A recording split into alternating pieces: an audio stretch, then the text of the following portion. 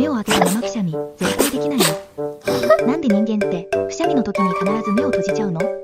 実は体の小賢い防御システムが働いてた。くしゃみの速度最大で時速200キロ。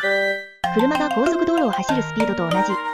この超高速の空気と飛沫が目に直撃したら危険すぎる。だから体は自動的に目を閉じて守ってくれる。さらに目を閉じると頬の筋肉が上がって鼻の穴も一緒に広がるから空気が逃げやすくなるんです。眼球が飛び出るって話もあるけど、お医者さんによると医学的根拠は薄いらしい。でも確実なのはこれ